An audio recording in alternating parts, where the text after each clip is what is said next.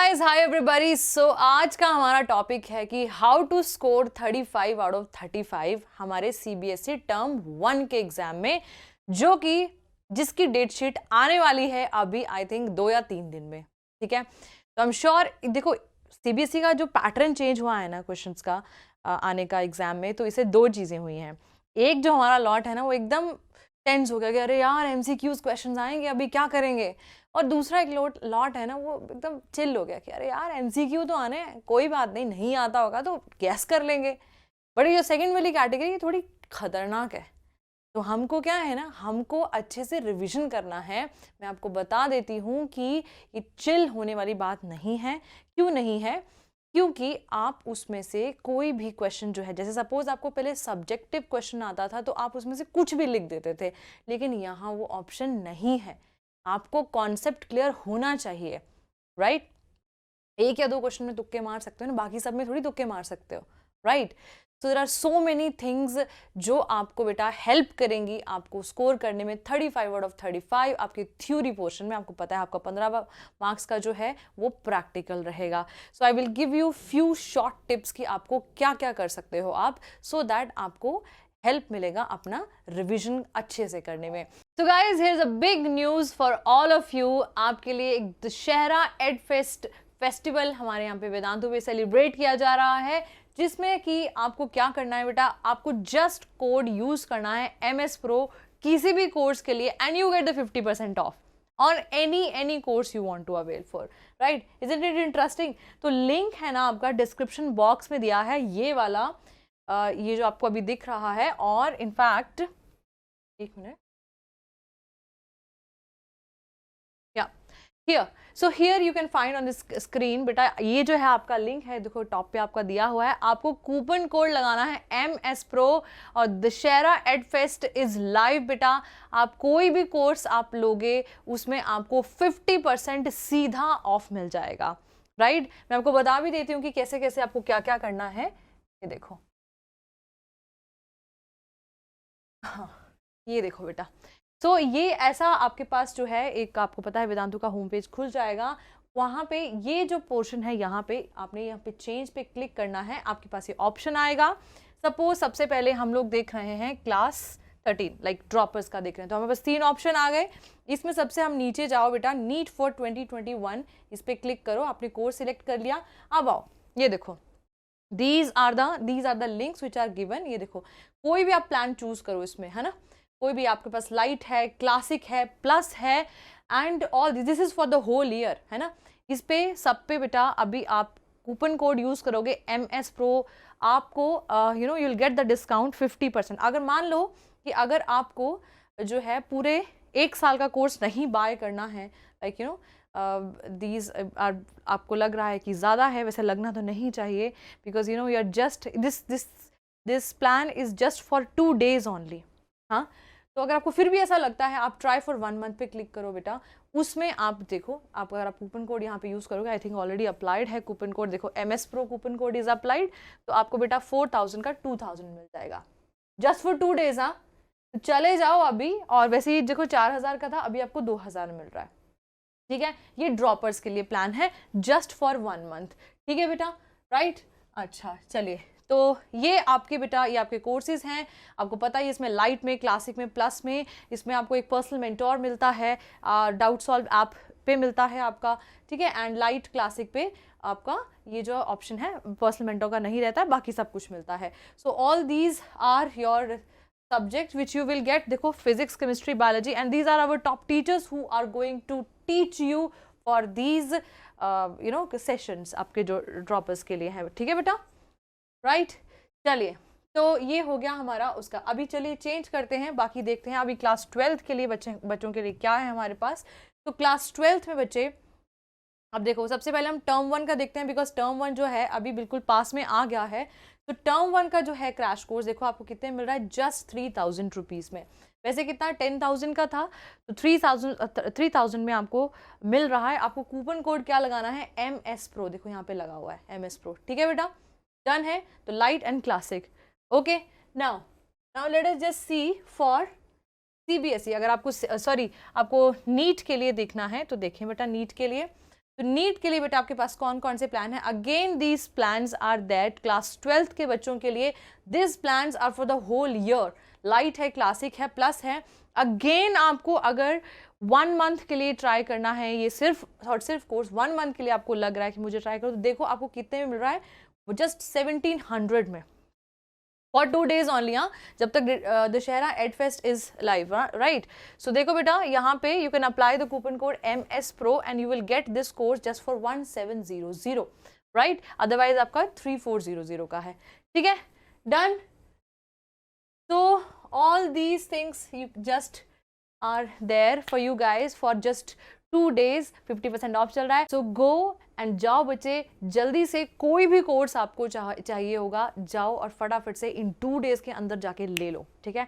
50% of है, जाके कोई भी कोर्स आपने लेना है अपनी मर्जी से जाके ले लो, ठीक है बेटा। तो हमारे पास बेटा देखो 4 हमारे पास आइडियाज हैं कि हम लोग इसको अप्लाई कर सकते हैं। Number 1 is way of reading.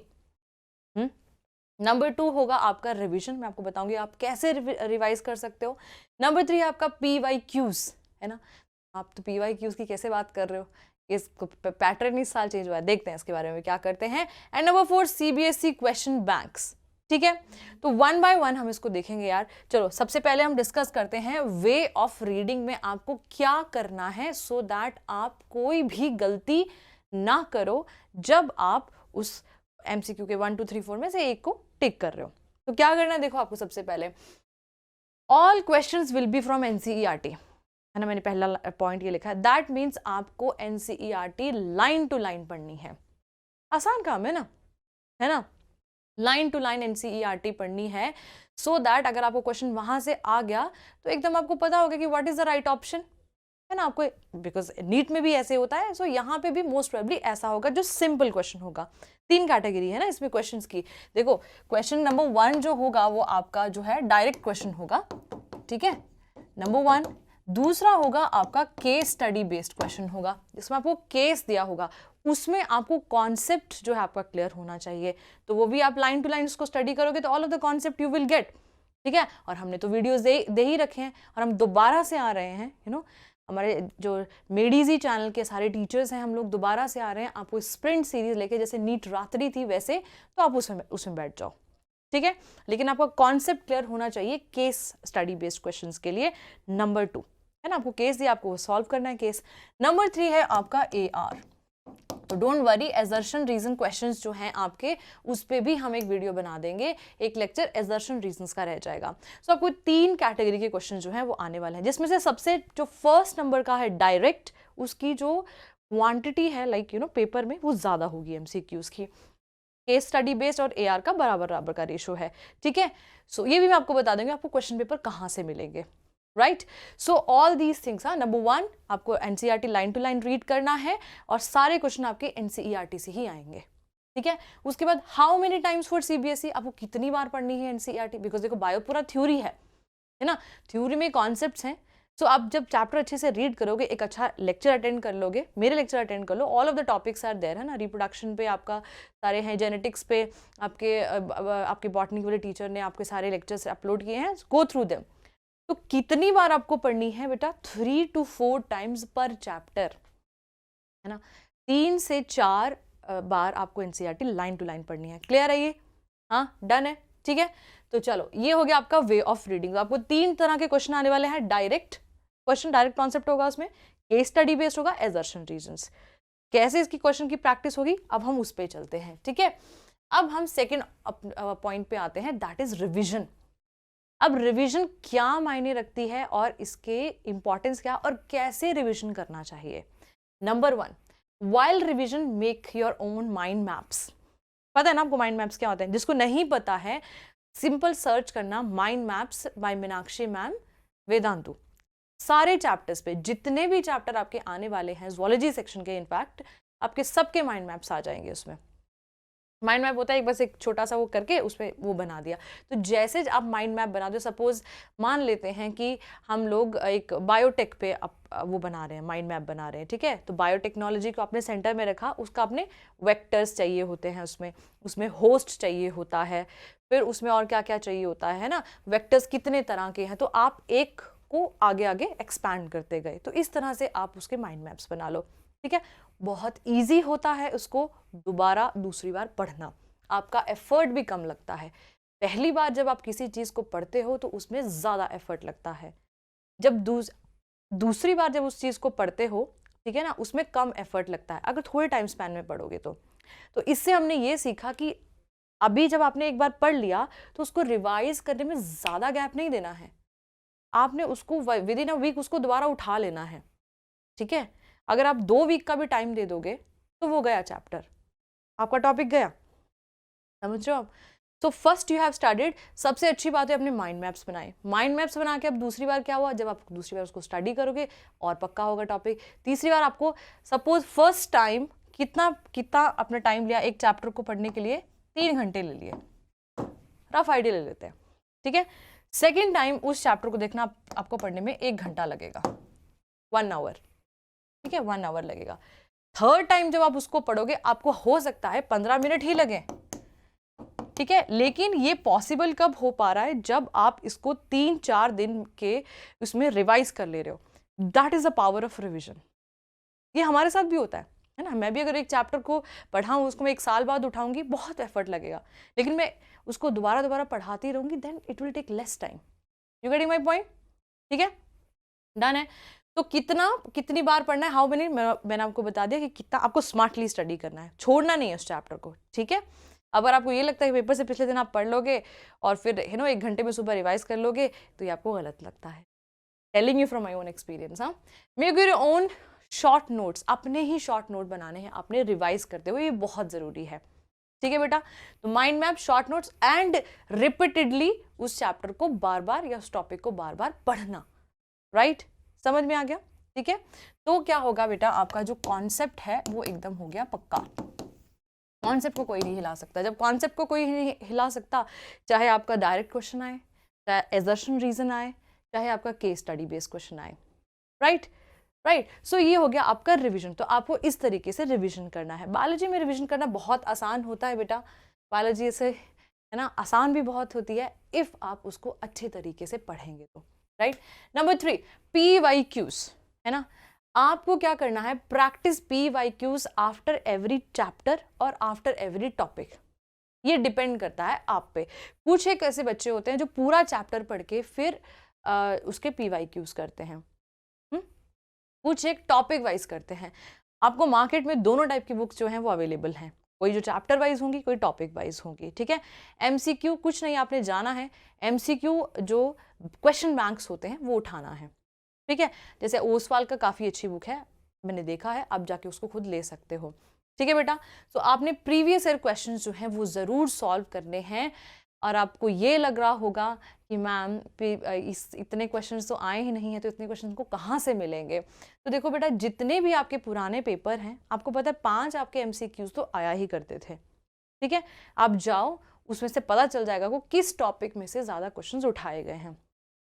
और जब भी आप मेरी भी क्लास अटेंड करते हो तो आई constantly keep on telling you कि यार ये चैप्टर बहुत इंपॉर्टेंट है, इस चैप्टर में ये पर्टिकुलर टॉपिक बहुत इंपॉर्टेंट है, यहाँ से काफ़ी क्वेश्चंस आएंगे, यहाँ से इतना क्वेश्चन नहीं आता है, राइट। तो लेक्चर्स देख लो, ठीक है।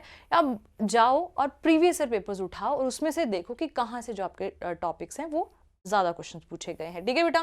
तो MCQs, क्वेश्चन बैंक्स, बुक्स, ये आप जाइए और मार्केट से ले लीजिए आज के आज ही, ठीक है। इसको लेट नहीं करना है।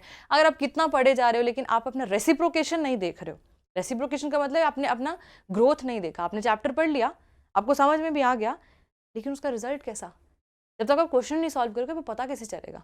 So it is very important. And सबसे इंपॉर्टेंट बात है, PYQs का CBSE के पेपर में रिपीट होने के चांसेस बहुत ज़्यादा होते हैं, ठीक है, और होते हैं, इनफैक्ट होगा रिपीट, ठीक है। सो गो थ्रू दैट। हाँ, okay, next the last, CBSE के sample papers and question banks. ये आपको कहाँ मिलेंगे, ये आपको CBSE की ऑफिशियल साइट पे मिलेंगे। CBSE बेटा आपके लिए जो सैम्पल क्वेश्चन पेपर्स हैं अपलोड कर चुकी है, ठीक है। 35 मार्क्स का उसने अपलोड किया बायोलॉजी का, आप देखो जाके, ठीक है। तो आप ये देखें बेटा, ये आपको cbseacademic.nic.in पे चले जाइए। नहीं है तो आपको डायरेक्ट लिंक भी मैंने आपको दिया है cbseacademic.nic.in SQP sample question paper, ये क्लास 12th 2021-22। तो यहाँ पे आपको बेटा ये क्वेश्चन जो है वो क्वेश्चन बैंक्स जो है वो मिल जाएंगे पूरे, चैप्टर वाइज डिवाइड किया है, sorry top subject wise divide किया है आपको वहाँ पे, ठीक है। तो जाइए, आपके क्वेश्चन बैंक्स हैं, आपके question bank I think physics का अपलोड हुआ था जब मैंने लास्ट टाइम चेक किया था, तो बायोलॉजी का भी नहीं अपलोड हुआ था, आई थिंक बायोलॉजी का भी अपलोड कर देंगे वो, राइट। और ये आप जाके बेटा आपके जो सैम्पल क्वेश्चन पेपर हैं आपको हर एक सब्जेक्ट के जो हैं, बाकी सब like you know arts commerce उसका मेडिकल नॉन मेडिकल सबका कर दिया गया है। Go and take the help.